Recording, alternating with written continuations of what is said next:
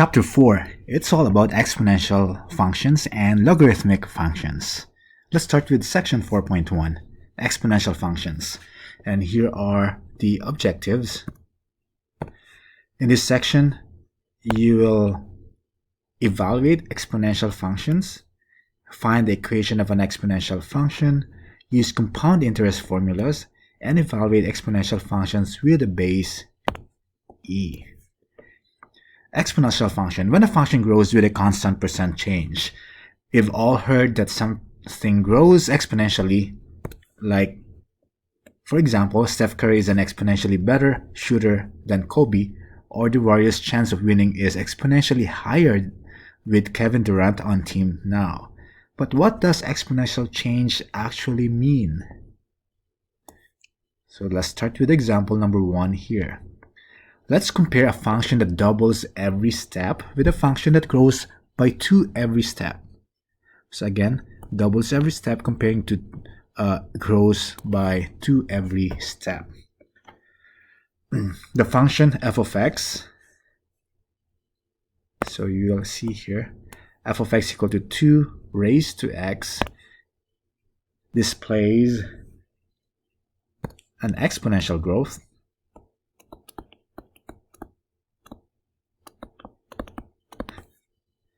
So look at this graph here. This is the graph of 2 raised to x. That is when we substitute the values of x, 2 raised to 0 is equal to 1, and the number raised to 0 is equal to 1. So at this point here, 2 raised to 1 is equal to 2. This point, 2 squared is equal to 4. And 2 cubed is equal to 8. 2 to the 4th is equal to 16. 2 to the 5th is equal to 32. And 2 to the 6th is equal to 64. So that is f of x. That displays an exponential growth.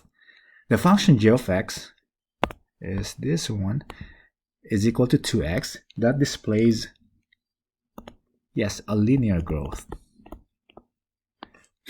So look at what's going on here. From 0 to 2, the difference is 2. From 2 to 4, from 4 to 6, and there is a linear growth. There is a slope of 2. Compared to exponential,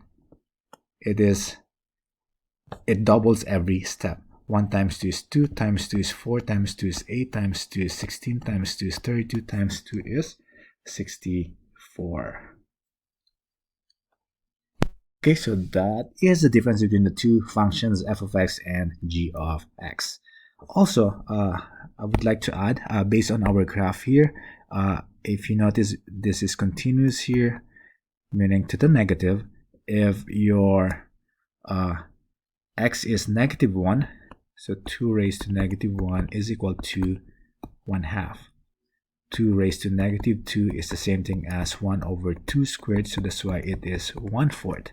Or when it is -3, that is like the same as 2 cubed, and that is 2 times 2 times 2 is 1/8. Okay. Next, to summarize the behavior of the exponential function graph above, given here, f of x equal to 2 raised to x. What is the domain of an exponential graph? From you go up and continues to the left and to the right, meaning that is from -infinity to +infinity. And what is the range? So based on this graph here, is you actually have, do you see this dotted line here? You have a horizontal asymptote here, meaning it's not touching 0. So your range is from 0 to +infinity. And as x approaches -infinity, f of x approaches, yes, 0. It's continuous to the left, but it won't touch 0, but it's approaching 0. And as x approaching positive infinity, it goes up. So f of x approaches positive infinity. F of x is always, based on this graph, is always increasing. Yep, that's correct. And f of x has no, we can see that there's no point on the x-axis. We can say that it has no x-intercepts, or we know that those are the zeros. You learned that from the last section. And the horizontal asymptote is, yes, again, you have the horizontal asymptote here, the dotted line in orange, y is equal to 0. And the y-intercept is this point here at 0, 1. The above summary is true for all exponential functions that look like f of x equal to a times b raised to x, where a is a non-zero real number and b is positive. Again, take note of this, a is a non-zero real number and b is positive. A is called the starting term.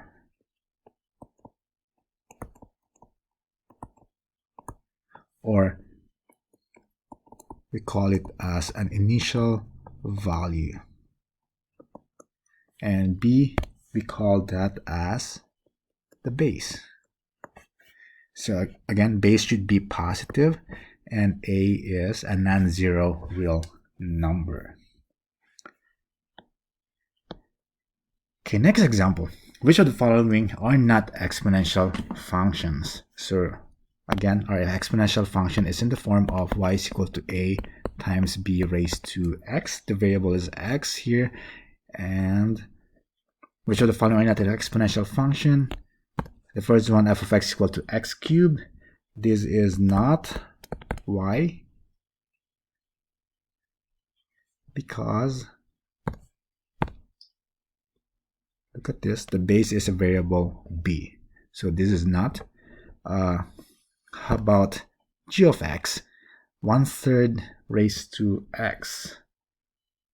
So yes, because here you have a, which is actually 1. That's 1 times your b is 1/3. So it's a yes. How about h of x? -2 raised to x. Again, it is not. Why not? Because your b is negative number. b is -1, and remember, a negative is not allowed. How about s of t equals 4 raised to t minus 2. Here you can simplify this. This is the same thing as 4t times 4 raised to -2. Remember, just to recall, like x squared times x cubed is equal to x to the 5th. What do we do here? You add the exponents. So meaning you can separate this 4 raised to t times 4 raised to -2, because when you add the exponents, they have the same base of 4. T plus -2 is t minus 2. And then you can still simplify this, because we know that 4 raised to -2 is 1/4 squared. So this is your s of t is the same thing as 1/4 squared is 1/16 times, and it's a different color, 4 raised to t. So here your a is 1/16 and b is equal to, the base is equal to 4. So this is a yes. It is an exponential function. Okay. All right, so let's evaluate some exponential functions, and let's get practice. Example 3, let f of x is equal to 5 times t raised to x plus 1, and we are going to evaluate f of -2 and f of -2 without using a calculator. Okay, let's start with f of 2. So meaning we substitute 2 to the x, so 5 times 3 raised to 2 plus 1. Just like what we did earlier, the last example, 2 plus 1. Oh, no, we don't need to do that. 2 plus 1 is 3, and 3 cubed is 3 times 3 times 3 is 27, and 5 times 27 is, yes, 135. So this is the answer. Then the other one, I'll use f of negative 2. So 5 times 3, and negative 2 plus 1 is equal to negative 2 plus 1 is, yes, negative 1, and 3 raised to negative 1 is 1/3. So the answer here is 5 times 1 over 3, it's 5/3. But I was saying earlier, this can be written as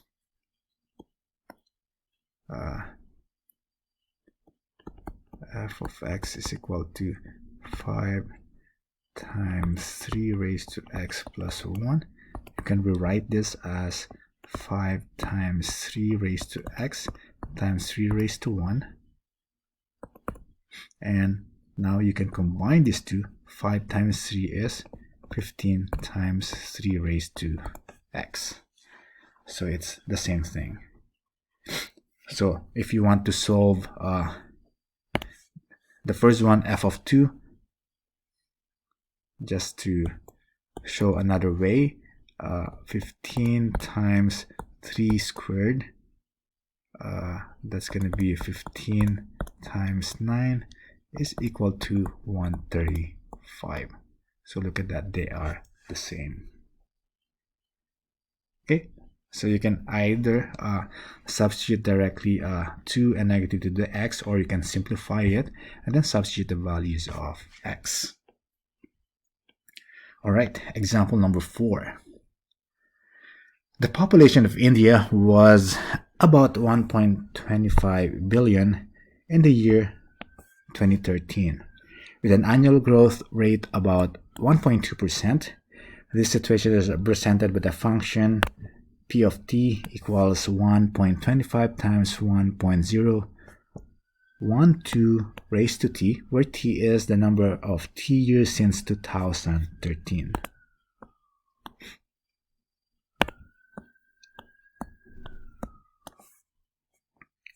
According to this model, what will be the population of India in 2031? So this is the question. So again, I'm going to write, we have here the given function p of t is equal to 1.25 times 1.012 raised to t. We know that t is the number of years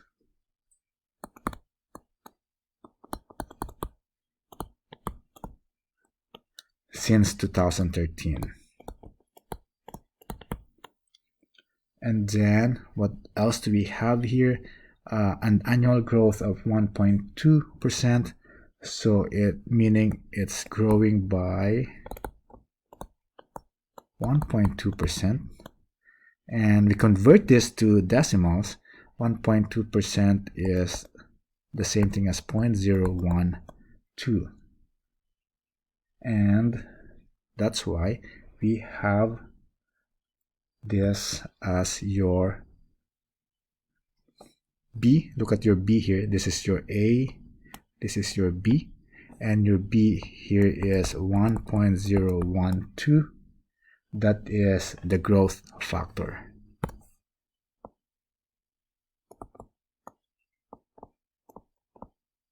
That is we know that we get a growth rate of 1.2%. All you have to do here is add 1.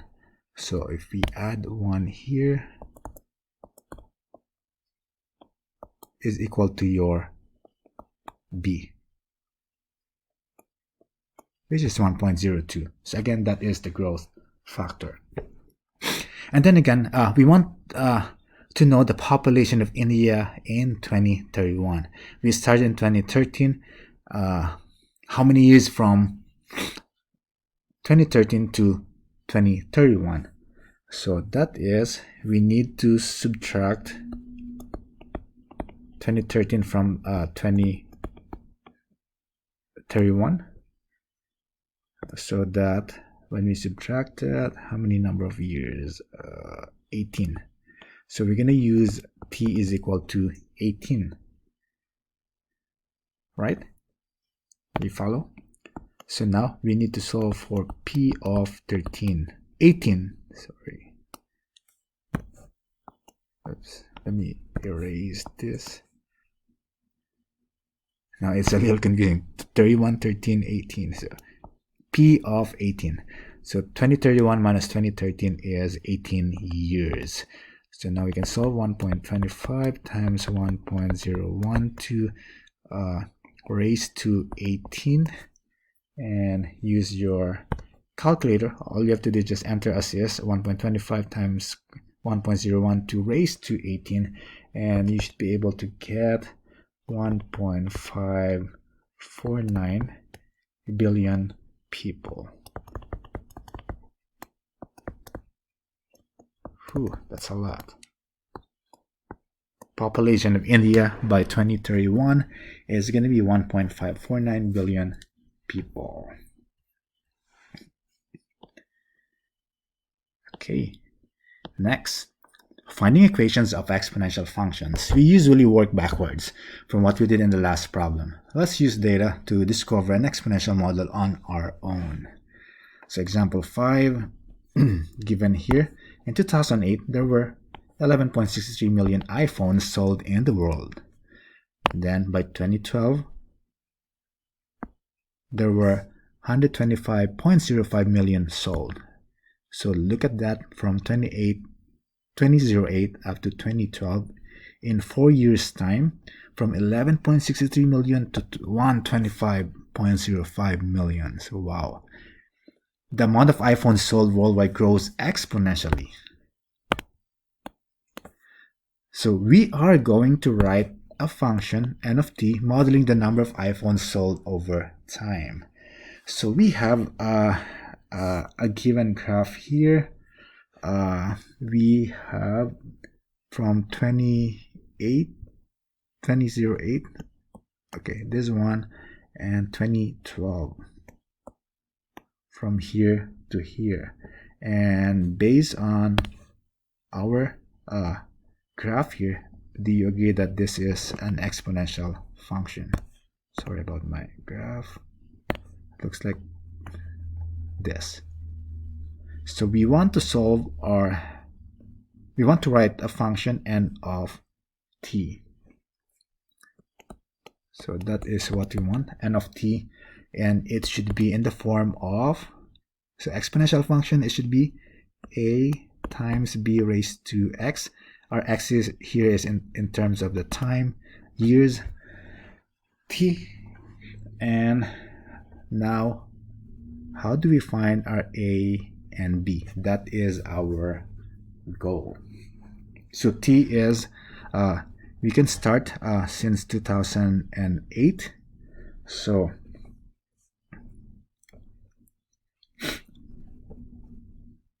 our goal is to find a and b. First, let's use the first one. In 2008 you have 11.63 million, so that letter a is at the beginning, the initial value, so you could use that, we can actually use that as a 0, and you have 11.63. Okay, so since we know the beginning in year 2008, the beginning was 11.63, so we can say that n of t is equal to 11.63 times b raised to t. So now our question is, how do we get our b? So we started with 11.63, and then what else do we have? After 4 years, from 2008 to 2012, do you agree? We have 125.05. So this is the time t after 4 years. At the beginning, since 2008, after 4 years, we have 125.05. So how do we solve for our b?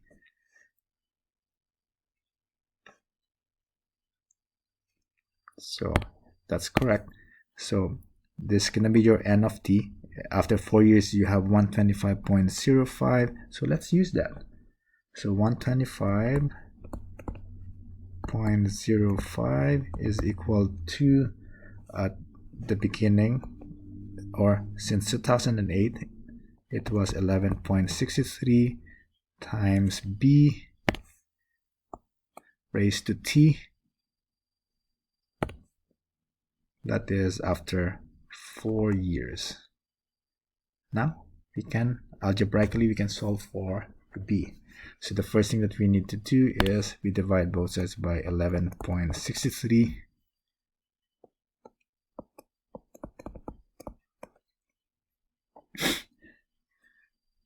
So when we do that, 125.05 divided by 11.63 is 10.7523 is equal to b to the fourth. And to get rid of to the fourth, all you have to do is fourth root, yes, fourth root both sides, and now we will be able to get the value of b, which is equal to 1.8108. So now we will be able to have our function n of t, which is equal to, your a is 11.63, your b is 1.8, oops, 1.8108 raised to t.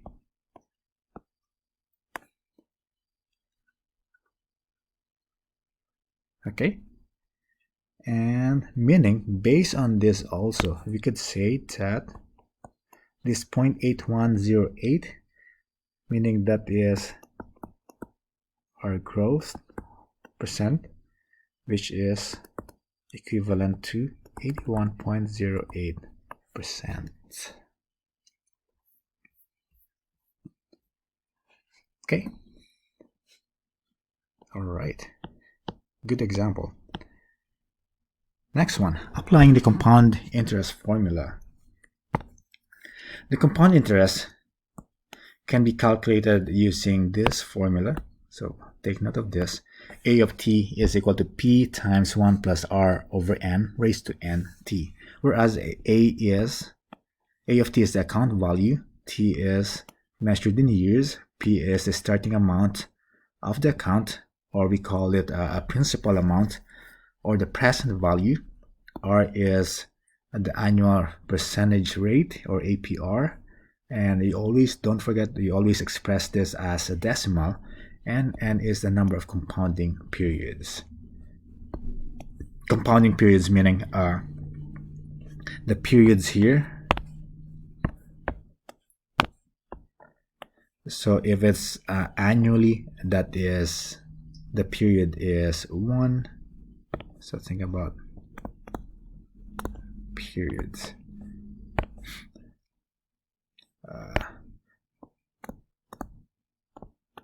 annually, that is n is equal to 1, semi-annually, n is equal to 2, quarterly, n is equal to 4, monthly, n is equal to, we divide a year by 12 months, or daily, you can also use daily, that is n is equal to 365. Okay. All right, so let's start with example number 6. If we invest 3,000 in an investment account paying 3% interest compounded quarterly, how much will the account be worth in 10 years? So what do we have here? So we have 3,000 as the principal amount.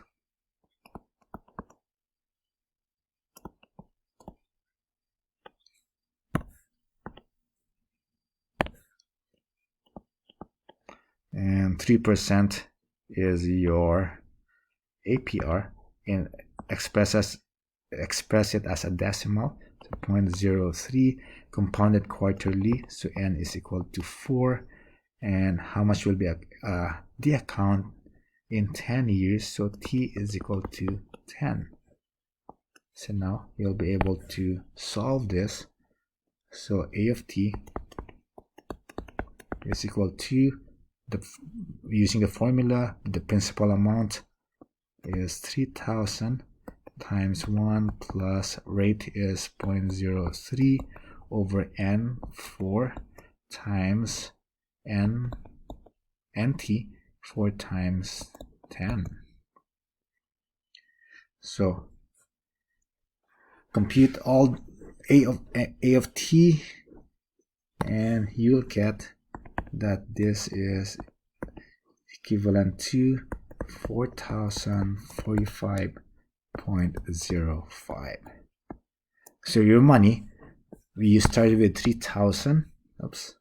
We started with $3,000, and after 10 years, now it's gonna be 4,045.05 with APR, the annual percentage rate of 3%. Okay. Next, the number e. What would happen if we continue to compound our interest? So the last example would not be compounded every quarter, but every minute, every second, every femtosecond, etc.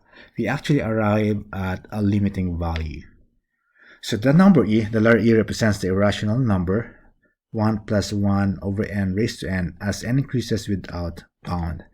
Approximately e is, if you use a calculator, is equivalent to 2.718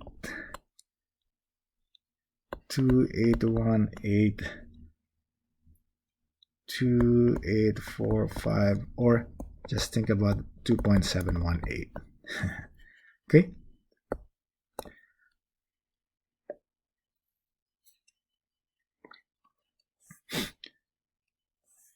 So we're going to use a calculator to evaluate e raised to 3.14 and round it to 5 decimal places.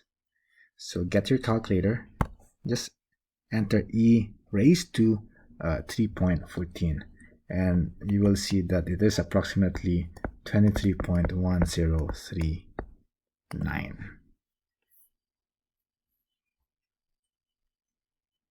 Okay, that's the use of e.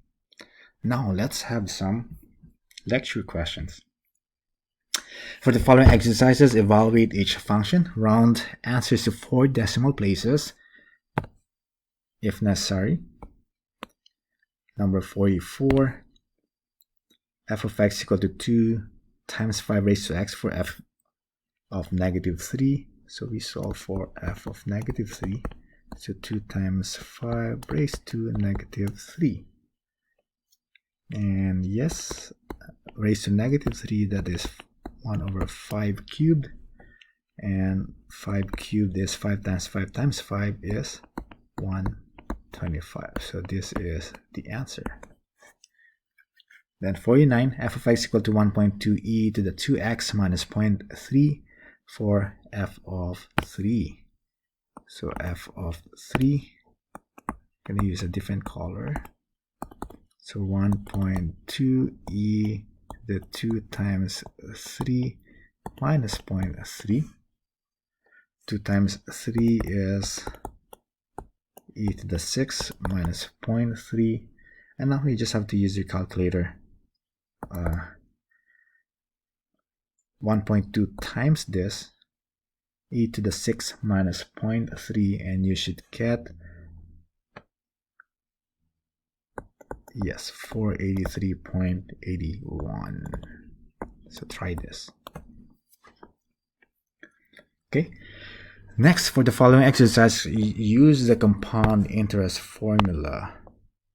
So remember, the compound interest formula again is a of t is equal to the principal amount times 1 plus the APR, the rate over n, the period raised to nt.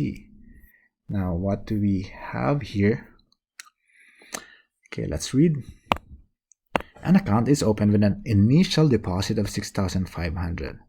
So this is the P, which is the present value or the principal amount, and earns 3.6% interest. So that is the rate compounded semi-annually.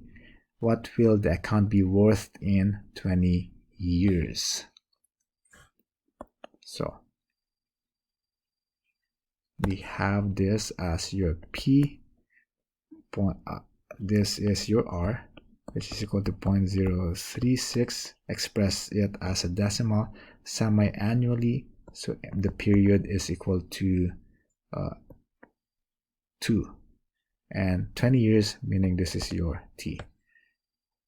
So let's substitute 6,500. 1 plus rate is 0.036 over n semi-annually, 2 raised to 2 times 20 years. Okay, and then now compute this. So after 20 years, your money will be 13,268.58. Wow. So look at that. So imagine if you have 6,500 when you deposit it in a bank, and if you have this 3.6% interest rate compounded semi-annually for 20 years. After 20 years, your money from 6,500 will be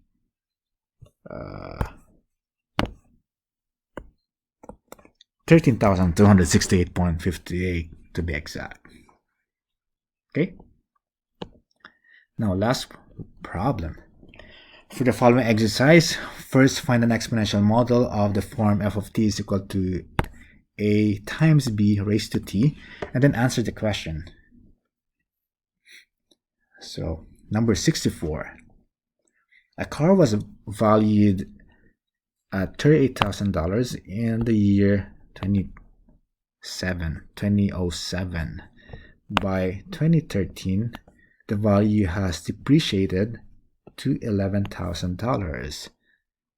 If the car's value continues to drop by the same percentage, what will it be worth by 2017? So that's always the case when you buy a car. It depreciates even the time that you leave the car dealer, it already depreciated. So take note of that. So be wise when you get your own car. So when you leave the car dealer, it already depreciated the amount of your car. So from $38,000 100,000 in the year of 2007. By 2013, it is only $11,000. That is in the period of from 2007 to 2013. That is like 6 years. So how do we solve this? So let's start at 2007.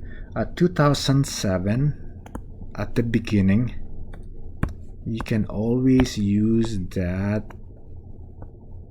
as your t is equal to 0. Okay, and then there's another given here, 2013, meaning your t is from 2007 to 2013, that is 6 years. So remember, 2007 it was 38,000, and 2013 it was $11,000. So we want to have an equation f of t. So f of t, a is, remember, the initial value, so it was 38,000 at the beginning, and we want our b raised to t. Now we want to solve for our b.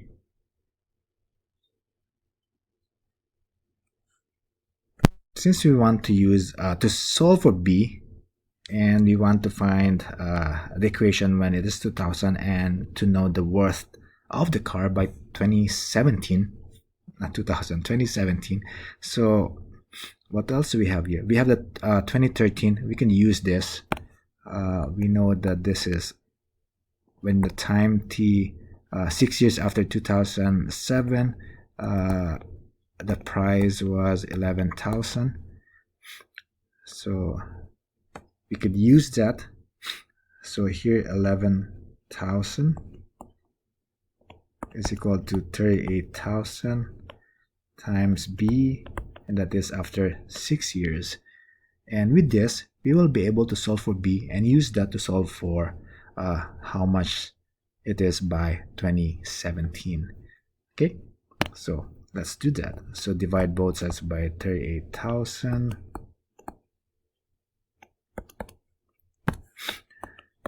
11,000 over 38,000 is 0.2895. This is p to the 6. And again, to get rid of the 6th power is 6 root. So here b is equal to 0.813. So we need that.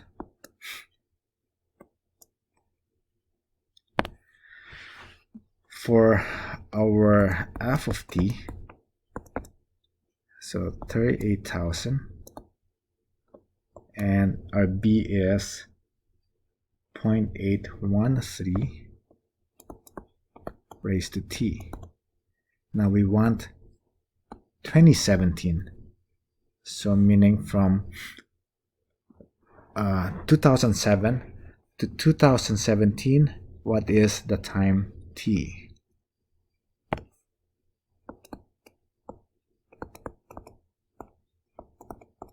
Yes, t is equal to 10. So we are solving for f of 10. So 38,000, which is the initial value, we were able to get the b, which is 0.813 raised to 10. And when you solve this, now it's worth 4,813.5. So after 10 years, imagine that after 10 years, when you started, you bought your car for 38,000, and after 10 years, it's now worth